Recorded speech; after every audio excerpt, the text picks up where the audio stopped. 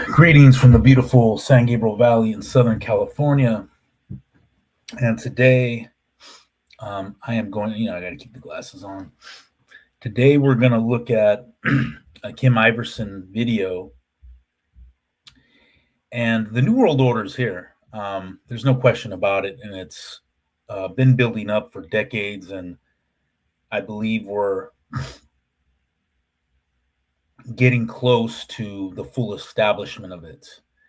And you're going to see in this video by Kim Iversen where she covers, I believe it's the Israeli American Council Forum, and this interviewer is interviewing Miriam Adelson, and I guess this guy's name's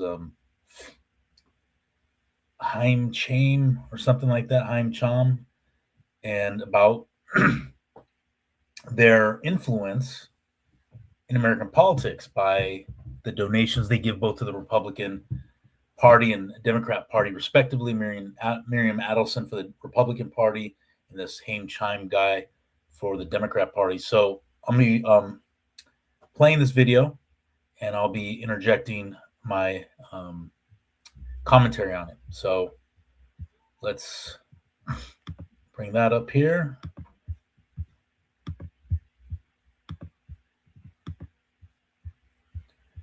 And that we will be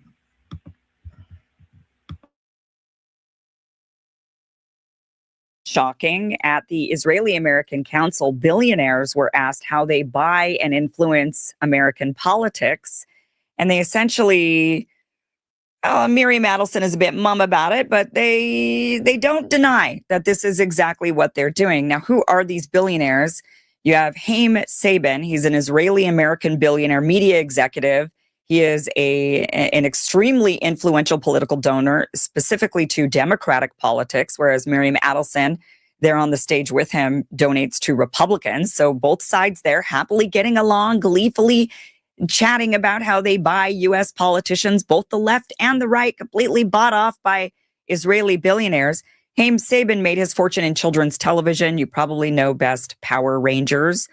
He was behind that. He's the founder of Sabin Entertainment, co-founded Univision Communications. He's worth several $billions, gives tons of money to the Democratic Party, extremely close to Hillary Clinton and the Clinton political network.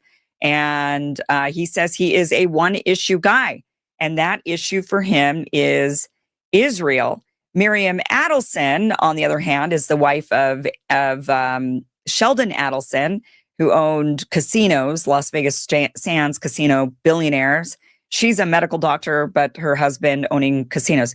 Major donor, political donor to the Republican Party in particular, has given hundreds of millions of dollars to Donald Trump, has promised to give him hundreds of millions more if he runs for a third term. She's also a one-issue person, and that is Israel. So when asked... So this is what they're doing is these wealthy Israelis, they're playing both sides from the middle. So you have this Haim Sabin who is donating money to the Democrat Party. He's donated a lot of money to Hillary Clinton during her in her bid to be a president. And then you have Miriam Adelson, a wife of Sheldon Adelson, and she's donates a lot of money to Donald Trump, the Republican Party. And they both say they're, basically one issue. They're one issue people. And that issue is Israel. So again, the Zionists, the Israelis or Jews, they do not care necessarily who wins out in these elections or whether it's a Republican or Democrat. Their sole focus is on influencing both parties to implement policies that benefit Israel and secondly, Jews. Okay? So they're working both sides from the middle. Why? Because they want to cover all bases. Because Democrats are very pro-Israel. Believe it or not, you'll hear a lot of propaganda from the conservatives, they're anti-Israel and they're pro-Palestinian, but not really. The Democrats are hugely pro-Israel. Hugely pro-Israel. The ones that are not pro-Israel are the ones who are outside of the mainstream of the Democrat Party. The Democrats are largely pro-Israel. So let's continue.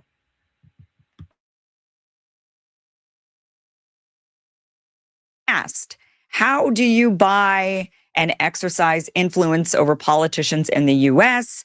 This is what Haim Sabin had to say. We had many sessions here about how important it is to get involved, to build a relationship with politicians, and to have access. And access and relationship can buy you influence, doesn't mean it's going to buy you. So you both master that. So can you share with us, I want everyone to learn today, how do you start? How do you build a relationship with the politician? I know there is always money involved because he says this, you both mastered that, by the way. He says, you both mastered that, like the buying of American politicians. So how do you do it? Part of the system. But the relationship is not always just about money, because to have the access and to have the relationship to create an influence, you need not just the money. So we have 4,000 people here. I want them to hear from the best, you and Miri, about how do you do that? Well, you just get a guy named Epstein and you blackmail them with kiddie porn. That's what you do. Well, Miri and Sheldon Yizichro Baruch have been much more generous than me. So why don't you turn around and ask her that? I'm going to ask her, but you both made a lot of connection and made a big influence. Now, what I gave is this. This is what they gave is this. But it's the same principle. I understand what you're asking. I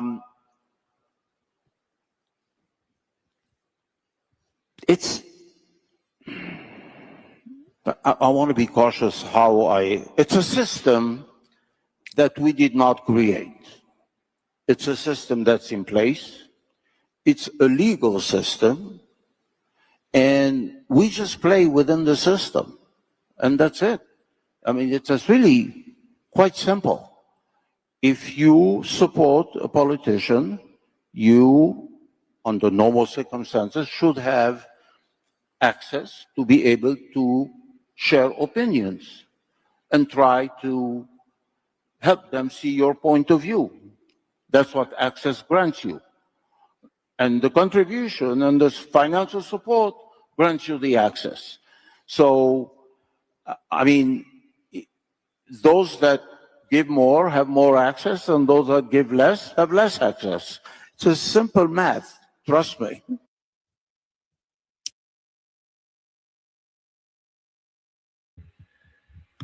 So you see how that mindset has been normalized and accepted as the norm and the common sense thing. Well, the more money you donate to a politician, to a president, to a political party, the more access you get, right? If you tell anybody that, they'll say, yeah, that's common sense. However, it's not supposed to be like that, because your leaders of your nation are supposed to be above that type of buying off. Really, that's what it is. They're supposed to be above that. They're supposed to be men of high character that are not bought. Why? Because naturally, you're going to give in to some of these demands by those donators, right? And the loyalty should not be to who donates more. Therefore, they get more access to me and more influence and policies, laws, and all this. But really, what it should be, is this constitutional? Does it violate the Constitution or does it not? That should be what every politician in America makes the test, not how much money they're getting donated by people. And this is why you need an aristocratic leadership. And aristocracy gets demonized, but it's really a good thing. Aristocracy just means men of noble and high character, of moral excellence. And when you have people that don't have high character or morals, well, they're going to be bought off. And this is what's happened to our U.S. politicians.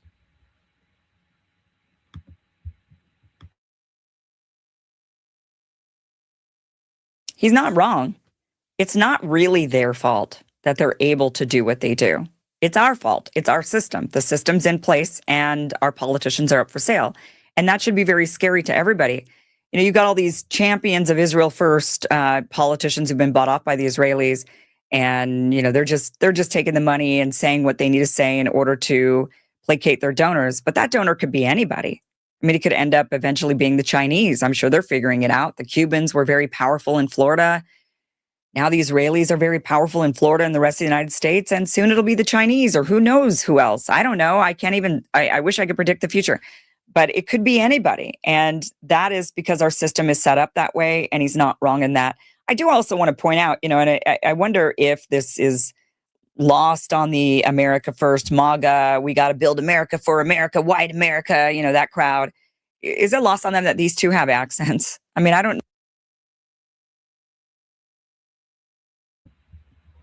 So there it is. She said something very key. These, now I don't know. I think Miriam Adelson is a American citizen, even though obviously she's born in Israel. I don't know about Haim Saban. And she mentioned something about the Cubans. Now, when the Cubans came over here in the 50s and later the late 70s, they were very influential in U.S. politics and how the United States of America dealt with Cuba. And you often find that to be the case when people come here from other nations. Yes, sometimes they are happy to be in America and whatnot, but they're also going to be pushing, they have an agenda to push for America, the big bad boy on the block, to interfere in the homeland they came from and do regime change, even war, in order to support the agenda of the people that came here from that country. Do you know what I'm saying? Like, for example, Cuba, and I grew up around Cubans, and because I had my sister, you know, my half sister, her dad was Cuban. And I grew up around them, and they were very anti-Castro, it's like they didn't fully leave their homeland in spirit and mind. And that's the problem. We're getting a lot of tribal conflicts from other nations because these people from those other nations come here and they bring those tribal conflicts to our nation. The Israel Arab conflicts over the last several decades. Now Israel Palestine, you know, Israel Iran. Okay. People bringing their tribal conflicts here, or people that are coming here and they still have obviously family in their homeland, and they're trying to get the U.S. involved in foreign affairs in their old country, which they came from, because they want to make it better, which is why they left here in the first place. And this is the thing.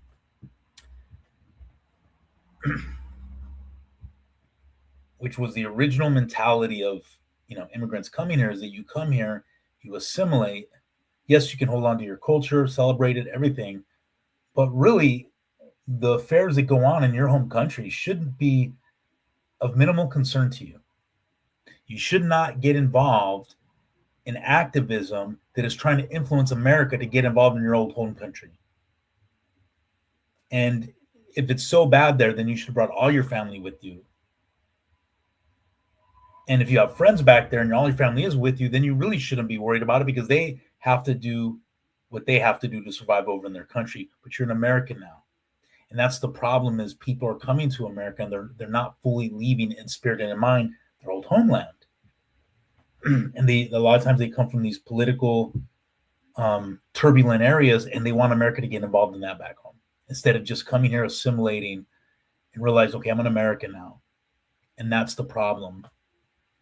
This is why we're so tied up in foreign affairs in America. But anyways, we'll continue.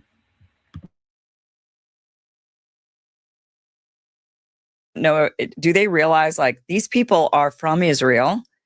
And yes, they've gained American citizenship, but they've come to this country from a different country.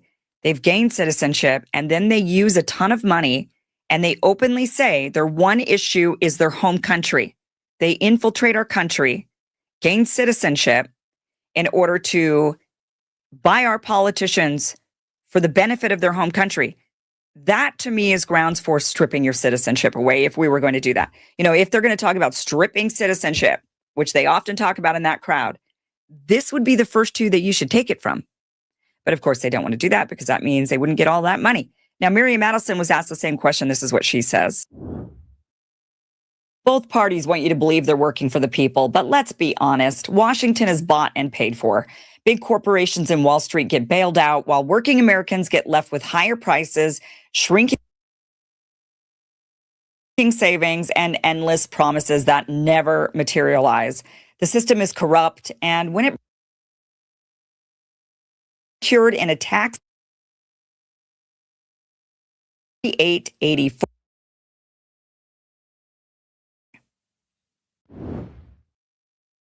Miri, you and Sheldon created a lot of relationship over the years with politicians at the state level, especially at the federal level. I want you to share with everyone why is it so important and how do you do it? Again, writing checks is part of it, but there is more than writing just checks. So how do you do it? Can you allow me not to answer? You choose. I want to be truthful, and there are so many things that I don't want to talk about. Yeah, I mean, we don't want specific, but that's okay. But everyone should know here how important it is to get involved, because the reason that both of you... Wow, I mean, that that says a lot. Just the fact that she didn't want to answer, and she's saying she want to be truthful, but she doesn't want to answer and talk about it, that shows right there that is not good. And this woman's incredibly close with Donald Trump. Incredibly close. The so-called Make America Great Again president. What does this remind you? These secret discussions and meetings that she's having with the United States politicians and giving the money. Well, it reminds you of Judas, right? The American politicians is the Judas who betrays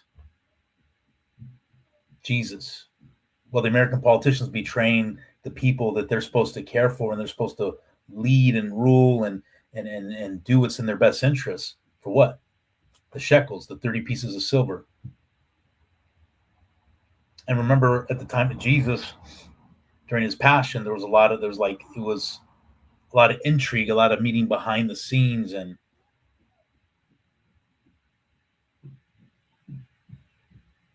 I mean, this again should alarm every American that loves this country.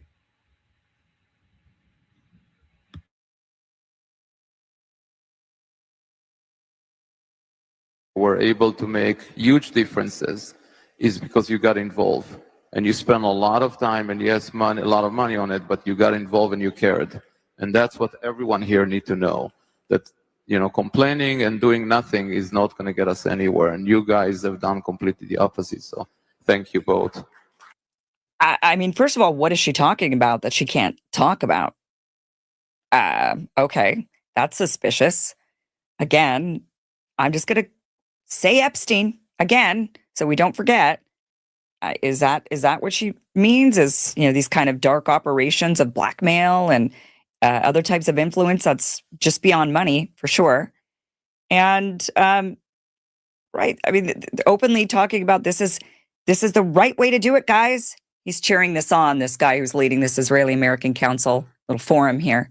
This is the way to do it. We got to get in there and buy them up and influence them. And we get them to do what we want them to do for our country. That's what we've got to do. I mean, it is, wake up, America, wake up.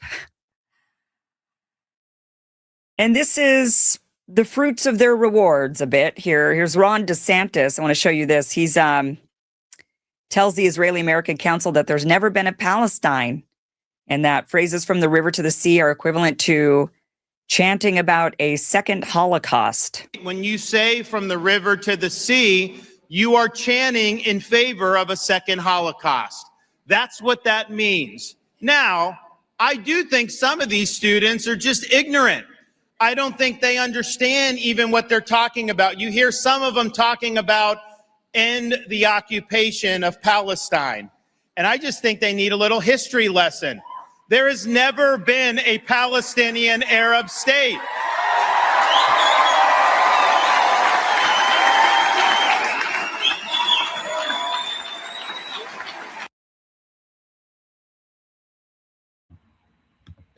See, okay, a couple things. One, before I address what Ron DeSantis is saying, I'm going to read a scripture.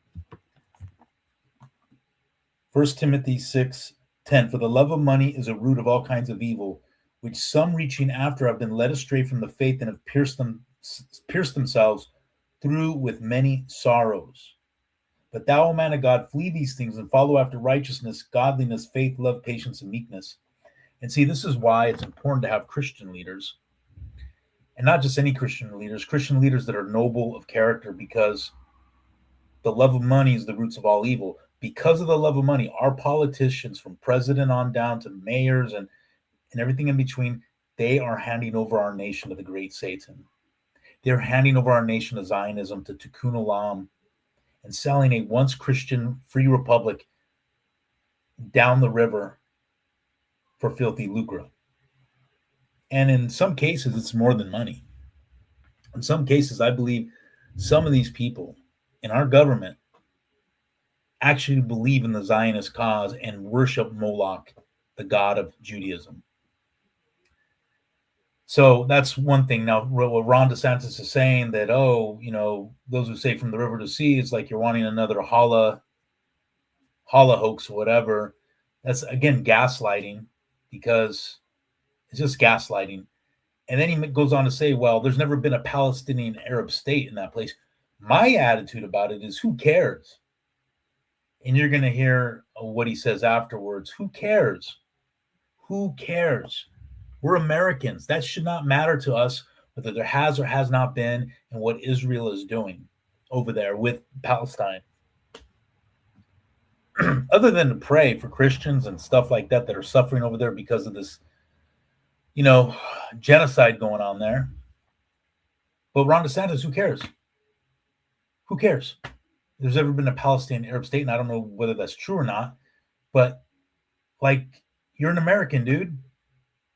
Your loyalty is to America and to the people of America, not Israel, and whether there's been a Palestinian state or not. Anyways.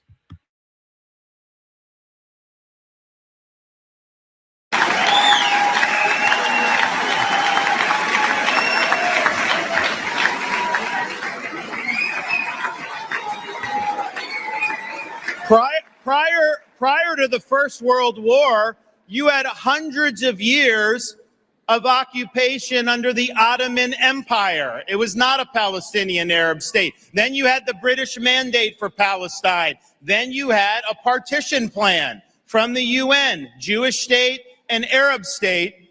The Jews accepted the state and founded Israel. The Arabs rejected the state, and they went to war to try to eradicate Israel, and they lost.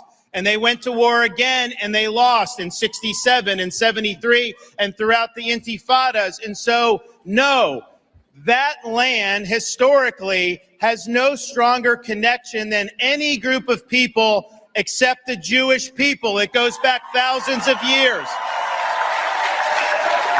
Read your Bible. So Ron DeSantis is there at the Israel. Okay, Ron, I'll take you on your suggestion and read my Bible. And what does the Bible say about the land of Israel, the land of Jerusalem, for New Testament, not only Christians, but New Testament Israelite Christians? It says, let us, Hebrews 13:13, let us therefore, Israelite Christians, let us therefore go forth unto him that without the camp, meaning outside of Jerusalem, Jesus, bearing his reproach, for we have not here a continuing city, but we seek after the city which is to come. You might want to read Hebrews 13, Ron DeSantis, because an Israelite, Barnabas, is telling other Israelite Christians, we don't have a continuing city here. He's talking specifically about earthly Jerusalem. You might want to also read Hebrews 11, where Sarah and Abraham were not looking for an earthly city as the promised land. They were looking for a heavenly city whose builder and maker is God. And we find out in Hebrews 12 that that city is heavenly Zion. And we come unto a heavenly Zion, not an earthly Zion. So you might want to read Hebrews chapter 11 through 13 that says that the old Jerusalem, the old land, is irrelevant, and now we're looking for the heavenly city, the heavenly Jerusalem, the heavenly Zion, and the Israel of God is the New Testament church. So there, you might want to read your Bible, buddy.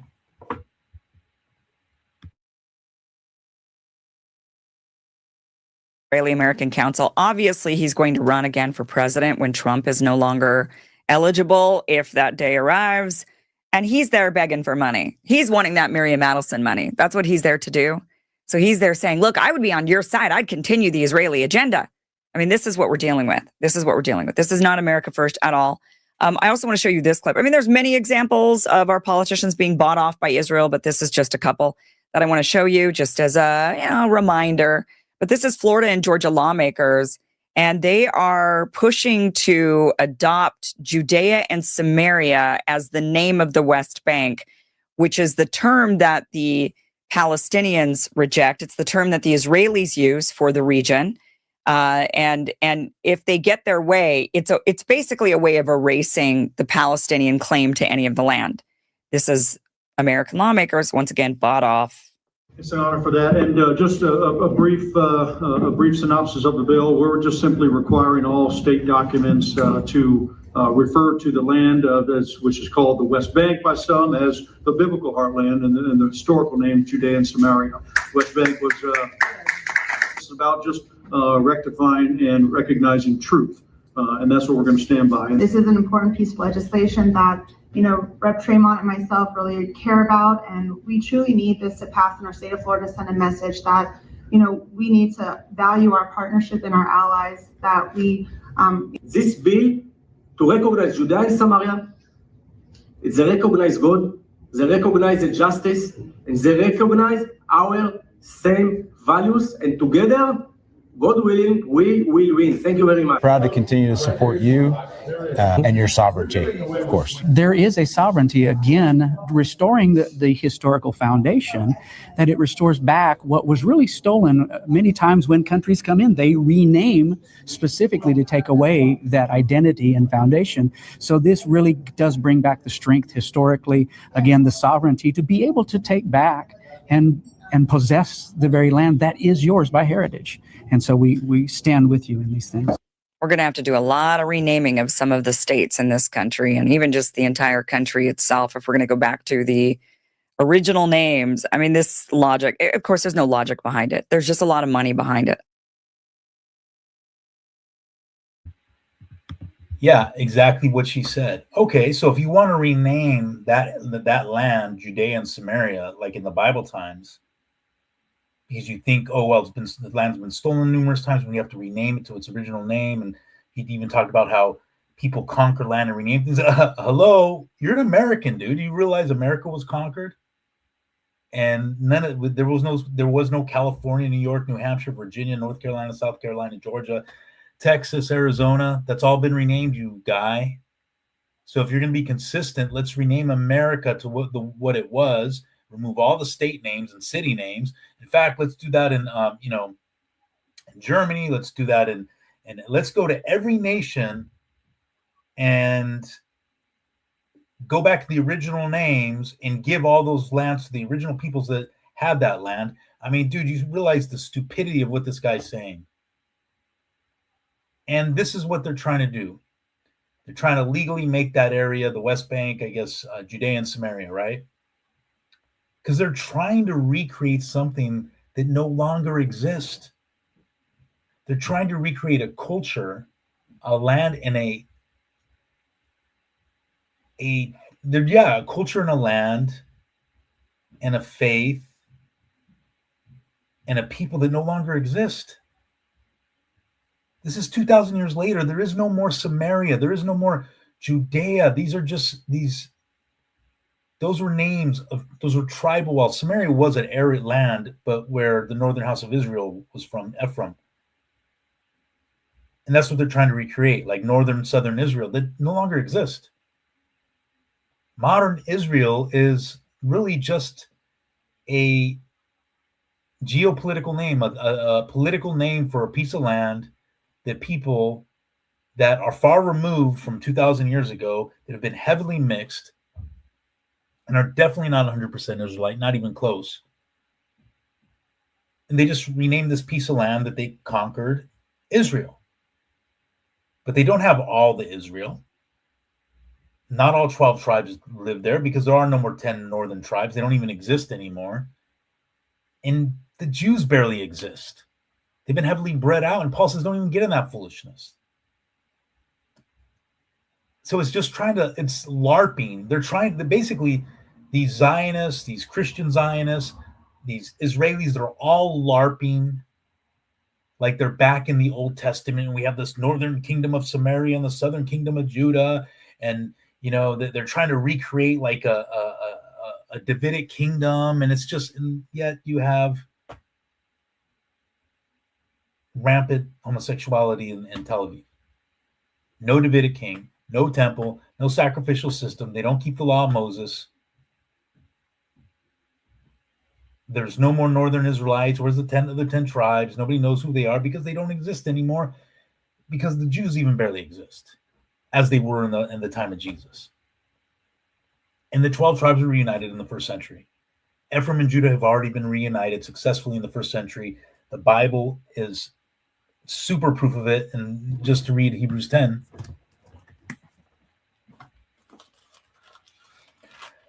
or 8, it says, "For finding fault with them, behold, the days come, saith the Lord, that I'll make a new covenant with the house of Israel and the house of Judah, not according to the covenant made with their fathers in the day that I took them by hand to lead them forth out of the land of Egypt." So Jehovah God made a new covenant through his only begotten son, Jesus Christ, with Judah and Israel, the two, Samaria and Judah. And guess what? That was in the first century. They were already successfully regathered together and united and made one during the apostles' time. So what are we talking about, Judah and Samaria now? That's done away with. They're trying to recreate something that doesn't exist no more. It's just one big LARP, like they think they're in the Old Testament. They have nothing. They don't have a similar religion to the time of Jesus. They don't have even the people are way different. The whole culture and the whole geopolitical scene is way different. Anyways, let me get back to the video. And a lot of influence behind it, and a lot of brainwashing and blackmailing. And that is what's behind our politicians waving the Israeli flag, gleefully censoring Americans, controlling U.S. politics, and they brag about it openly. And so many Americans are unfortunately still blind to it. But many, many are opening their eyes, waking up. And that is what we need to do, absolutely, is wake up to this, gain our country back. I'm not sure how we do it. We have to change the rules clearly, because it's not just Israel that's able to use this system. It's anybody is able to infiltrate and start buying off our politicians we've seen this with industries. But, I'm less offended by it coming from a U.S. industry, like a U.S. corporation or U.S. industry, American industry that's buying up influence.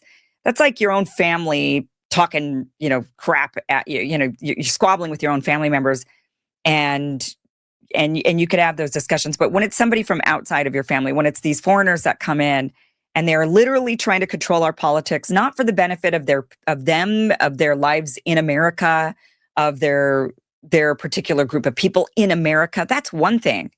But they're advocating for the benefit of a foreign country. And that is what we have to somehow change the rules of the game in order to prevent this from happening now and from happening again. Thanks for watching this clip from the full Kim Iverson Show. Well, there it is. And again, what I read last video in Revelation 19, And this is why you're likely seeing our politicians bend over backwards to accommodate Israel. One, of course, for filthy lucre, but again, don't underestimate the spiritual nature of this. The spirit of Antichrist denies that Jesus is the literal begotten Son of God and that he is the Davidic king, the Christ. And this is why Donald Trump denies it. A lot of the Ron DeSantis denies that Jesus is the Davidic king on the throne of David. All these Christian Zionists deny that Jesus currently reigns from the throne of David. So what happens with the spirit of Antichrist? It enters into them. And so this is more than just filthy money they're doing it for. They're also doing it because it's a belief system of the denial of Christ now reigning Davidic kingship. And we see, again, Revelation 17:12, and the 10 horns that thou sawest are 10 kings who have received no kingdom as of yet, but they receive authority as kings with the beast for 1 hour. These have one mind, and they give their power and authority unto the beast. And we are seeing that in real time, giving their power and authority to the beast. In America, and you better wake up, because there's either two things going to happen. We're either going to have a revelation, very latter times, or a revolution. Hail Christ, hail victory. And that revolution is our birthright as Americans. Hail Christ, hail victory.